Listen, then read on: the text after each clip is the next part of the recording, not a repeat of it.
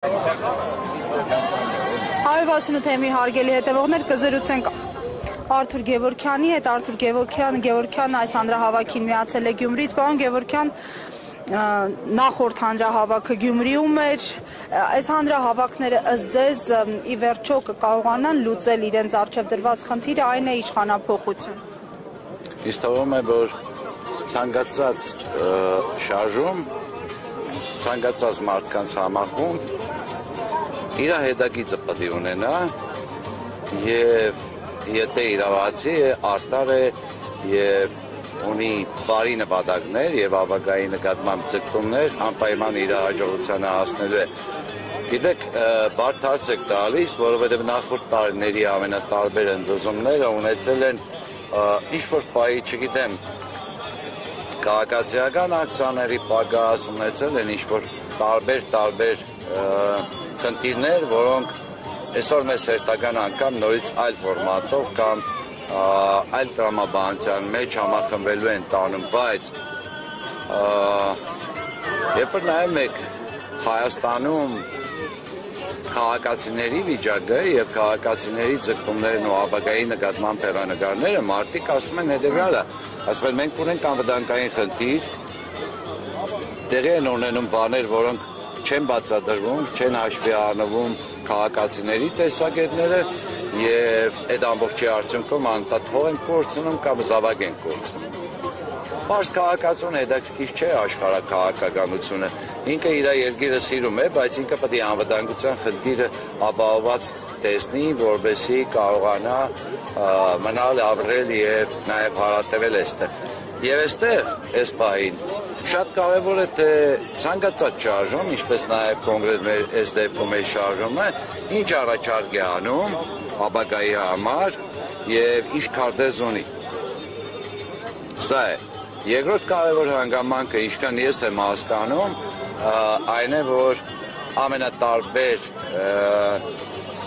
բնակավայրերում մարդիկ կան, ովքեր ուղղակի ամենատարբեր պատճառներով չեն գա այստեղ չեն հասնի, բայց տեղում համախմբան եւ ոտքի կանգնելու հետ կապված առաջարկների են սպասում։ Պարոն Գևորգյան, մինչև տարբեր շարժումներ կճշգրտեն իրենց շարժման քարտեզները, ճանապարհային քարտեզները, Հայաստանի Հանրապետության քարտեզը ճշգրտում է Նիկոլ Փաշինյանը, երեկ էլ հանրայնացրեց, թե ինչպես է պատկերացնում այդ քարտեզը։ Չեք ուշացնի կամ չեք ուշանա։ Ես այստեղ լիազորված եմ ասել իմ եւ իմ ընկերների անունից, մենք երբեք չենք ուշացել, մենք միշտ տեղում ենք եղել եւ թերևս այս этаպում շատ կարեւոր հարց եք տալիս, գլխավոր գործոնը չուշանալու համախմբվելն է։ Դրա մասին ես Գյումրիում ասեցի բեմից, դրա մասին այսօր ես այստեղ կխոսեմ եւ անպայման դրա համար լուրջ ջանքեր ներդնել է պետք։ Հակառակ դեպքում մենք առավել քան ուշացել ենք սկսած 18 թվականից։ Մենք դրանից առաջ ենք ուշացել, որովհետև ունեցանք 18 թվականի ապրիլի իրադարձությունները։ Այդ ամբողջը չսկսվեց հենց ապրիլին, դրանից առաջ կար process։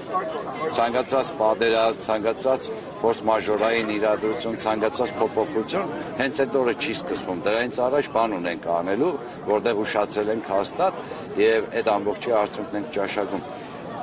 Ամեն դեպքում, այո, քարտեզի հետ կապված, միջայլոց ասեմ, որ դա շատ հետաքրքիր հնարք էր անդադար դնել տետրի մեջ, հետո հանել ձեռքում պահել, ասիկան եթե կա լսեցնել հասկացողությունը, կա նաև աչքի մեջը կողել հասկացողությունը, մարդկանց աչքի մեջ էր մտցվում մի քարտեզ, որին հակաճառություն մեր տանը կա մի այլ քարտեզ, որը 18 թվականի սահմանակցերով է կոնե։ Հա? Իսկ ուշանալ չուշանալը, գիտեք, ծայրահեղությունների կառավարումը շատ բարդ process է եւ պահանջում է արդակարգ մեծ ռեսուրսներ եւ արդակարգ մեծ համախմբվածություն։ Մենք ուզենք չուզենք արդեն ուշացել ենք եւ այսօր ինչ էլ որ անենք, չենք կարող մտածել, որ այ ուշացել ենք եւ ոչ մի բան պետք է չանենք։ Այսօր պետք է սկսենք, որ հաջորդ մարտահրավերների դեմը կարողանանք կանգնել։ Շնորհակալ եմ, պարոն։ Այսօր կրակեցիք։